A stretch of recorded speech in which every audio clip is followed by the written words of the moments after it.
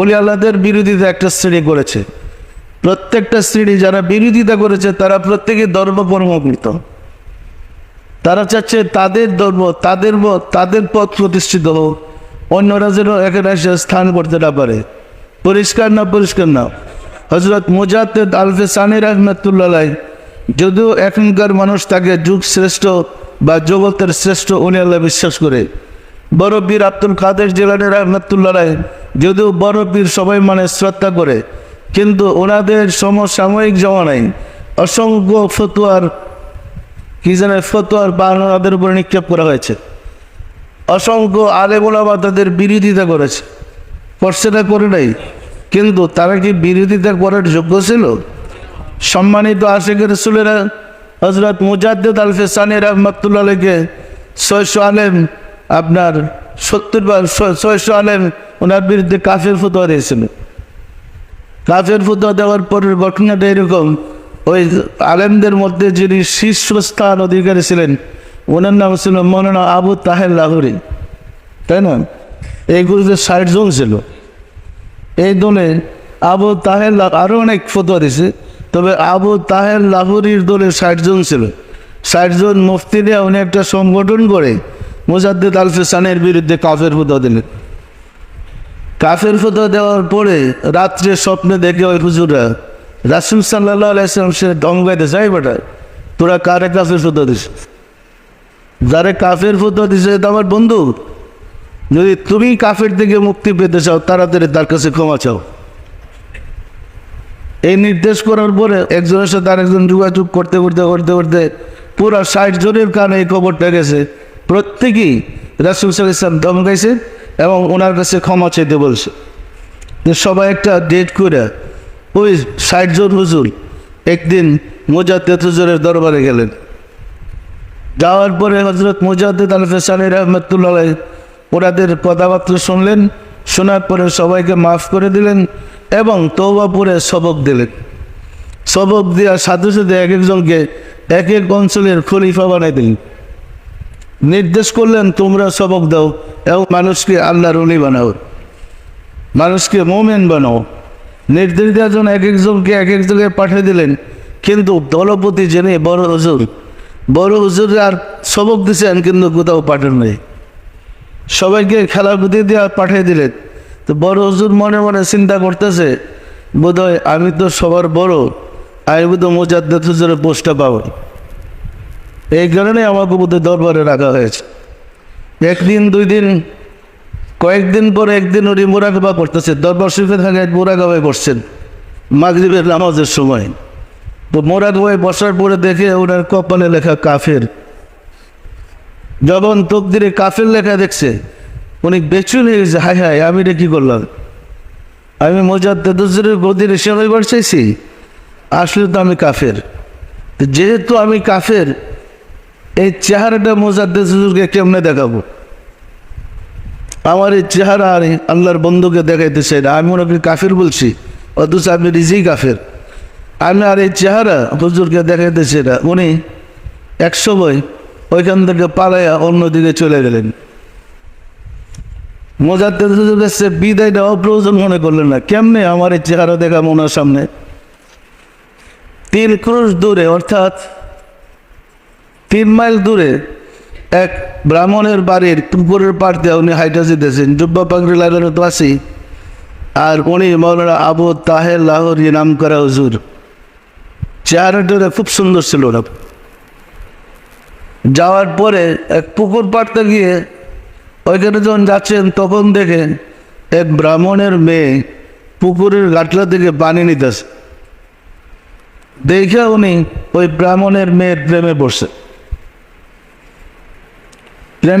পরে একটু যারা কাফের আর ভালো কাজ করে লাভ কি? মৃত্যুর পরে তো কাফের হয়েই মরব, তো ভালো কাজ করে তো লাভ নাই, যত আগাম আছে সব করে নিন। উনি পুকুর পাড়ে বসে রয়েছে আর তার লক্ষ্য ওই ব্রাহ্মণের মেয়ের দিকে। তো একটা মেয়ে যদি দেখে যে একটা পুরুষ তার দিকে বারবার তাকিয়ে রয়েছে, একবার দুইবার বারবার, পরে মেয়েটা কিন্তু দুর্বল হয়ে পড়ে। ব্রাহ্মণ মেয়ে একটু কেমন কেমন ভাব হয়েছে, তার প্রতি একটা দুর্বলতা চলে আসছে। সে এক সময় আসছে হুজুরের কাছে, আইসা বলে আপনি আমার দিকে এমন করে তাকান কেন, কি চান? বলছে আমি তোমাকে ভালোবাসি, তোমাকে বিয়ে করতে চাই। কোথায় ব্রাহ্মণের মেয়ে, আপনি তো হুজুর, আপনি আমাকে বিয়ে করবেন কেমনে? তুমি যেভাবে বলো আমি তেমনই হয়ে যাও। ব্রাহ্মণ মেয়ে কথা বলে চলে গেছে বাবার কাছে। তার বাবার কাছে গিয়ে বললো ঘটনাটা এরকম। তার বাবাও শুনছেন হুজুরের অবস্থা হাল, কিন্তু চিনে তো, বিখ্যাত, জগৎ বিখ্যাত হলেন মৌলানা আবু তাহের লাহোরি। এরপরে ব্রাহ্মণের শর্ত দিছে তাকে ধর্ম ছেড়ে দিয়ে ব্রাহ্মণ হইতে হবে। ব্রাহ্মণ হওয়ার পরে ব্রাহ্মণের মেয়েকে বিয়ে করতে পারবি। সে শর্তে রাজি। ব্রাহ্মণ হওয়ার জন্য ব্রাহ্মণের মেয়ে বলছে তাহলে তোমার দাড়ি কামাই ফেলো। তো হুজুরে দাড়ি ফেলাই দিছি, পাগড়ি সুন্নতি বাবরি ফেলে দাও, ফেলে মাথা মুন্ডে ব্রাহ্মণ সাজতেছে। বলছে জুব্বা ফেলাই দেয়, তুমি পয়দা পড়ো আর ধুতি পড়ো। তখন ব্রাহ্মণের মেয়ের পরামর্শে ধুতি পড়লো আর পয়দা পড়লো। এখন কি ব্রাহ্মণ হওয়ার কিছু বাকি আছে? বললো মাথায় একটা তিলক পড়ো। ওই একটা তিলকও লাগাইলো মাথার মধ্যে, কপালের মধ্যে তিলক লাগাই পুরা ব্রাহ্মণ সেজেছে। ব্রাহ্মণ মেয়েকে বিবাহ করেছে। এখন ব্রাহ্মণের বাড়িতেই থাকেন। ওইদিকে মুজাদ্দেদ আল ফেসানি রাহমাতুল্লাহ আলাইহি হঠাৎ ওনার মনে পড়লো, আরে এক মৌলানা যে সবক দিলাম তো কিছু না বলে কই গেল, গেছে কোথায় লোকটা? তখন খোঁজাখুঁজি শুরু হয়েছে, গেল কোথায়? খোঁজাখুঁজি করতে করে খোঁজ পেয়েছে উনি ব্রাহ্মণের মেয়ে বিয়ে করে ব্রাহ্মণ হয়ে গেছে। তো উনি একটা টিম 4-5 জন লোক পাঠালেন, মৌলানা আবু তাহের লাহোরিকে গিয়ে নিয়ে আসো, আমার কাছে দিয়ে আস। তো ওই হুজুর রাগিয়া সেরে যখন তাকে বললেন, হুজুর আপনি এখানে এসে পড়ছেন, এরকম হলেন, চলেন মুজাদ্দেদ হুজুর আপনাকে যাইতে বলছে। সে বলে না, আমি আর যাবো না, আমি ধর্ম ছেড়ে দিছি, আমি আর ওই ধর্মে ফিরে যাব না। আয়সা ওনারা কান্দাকাটি করে বললো, হুজুর সে তো একদম লাঞ্ছিত, সে তো একদম ব্রাহ্মণ সেজে গেছে, সে তো আর ফিরে আসবে না এই পথে। আমরা অনুরোধ করলাম, সে পারতেই দেন ওরা। তখন মুজাদ্দেদ হুজুরের দয়া হইল। তখন উনি তাওয়াজ্জু নিক্ষেপ করলেন তার দিকে।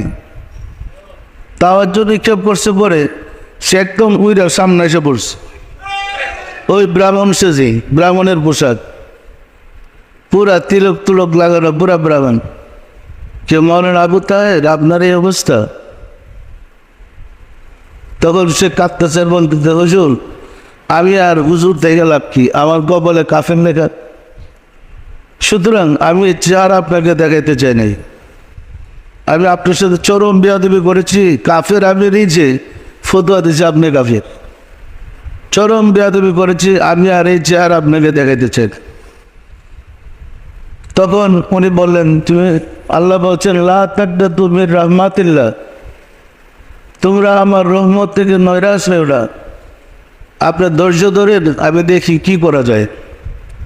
নামাজের পরে উনি মুরাকাবায় বসে আল্লাহর কাছে প্রার্থনা করলেন, দয়াময় এই লোকটাকে তুমি মোমেন বানায় দাও। এলহাম হইল তাকে মোমেন বানানো যাবে না, সে রুজে আজলি কাফের ছিল। আরেকবার দরখাস্ত করলেন, দয়াময় খোদা আমি তার জন্য ফরিয়াদ জানাই, দয়া করে মোমেন বানায় দেয়। আবার এলহাম হলো, আপনি তার জন্য সুপারিশ করবেন না, তাকে মোমেন বানানো যাবে না, সে কাফের, কারণ সে আমার বন্ধুকে কাফের বলেছে। তাকে কাফের বানানোর কোনো সুযোগ নেই, মোমেন বানানোর কোনো সুযোগ নেই। তখন মুজাদ্দেদ হুজুরের মধ্যে একটা জজবাত পাপ চলে আসবে, ওনার মধ্যে একটা হাল জজবাত চলে আসবে। উনি আল্লাহর প্রেমে হাবুডুবু খাইতেছিলেন। তখন উনি কেঁদে দিলেন, ওনার দুই চোখ বায়ে চোখের পানি জড়তেছে। তখন চোখের পানি আঙুল দিয়ে নিয়ে তার কপালে টান্দা কাফেরটা কেটে দিছে। কাইটে দেওয়ার পরে বলেন, দেখো তো এখন মুরাকাবায় কি দেখো? বলে যখন কাফেরও দেখি না, মোমেরও দেখি না, কিছুই রে। এরপরে আরেক চুপ থেকে একটু পানি নেওয়া লেগে দিচ্ছে মোমেন। বললেন এখন দেখো তো কি দেখো? তখন মুরাকাবায় দেখতেছে তার কপালে নূরের অক্ষরে লেখা মোমেন। পরে তাকে খেলাফতি দিলেন, দিয়ে মানুষকে হেদায়েত করার জন্য উনি দায়িত্ব দিয়ে দিলেন। সম্মানিত আশিকের রাসূলেরা, তাই তো বলা হয়েছে যে আল্লাহর ওলি যদি ইচ্ছা করে নিক্ষিপ্ত তীরকে যেখানে খুশি সেখানে আটকে দিতে পারে। বিশ্বাসী আপনাদের? একজন কাফিরকে মুমিন বানাইতে পারে, পারে না পারে না? সেটা আল্লাহর প্রেমের দ্বারাই পারে, আল্লাহর ভালোবাসার দ্বারাই পারে। সুতরাং মহব্বতের সাথে তরিকার কাজ করেন। আমাদের মঞ্জিলে মকসদে পৌঁছতে হবেই। মঞ্জিলে মকসদে না পৌঁছা পর্যন্ত আসলে আমরা মুক্তি পাবো না। পরিষ্কার না? পরিষ্কার না? আসুন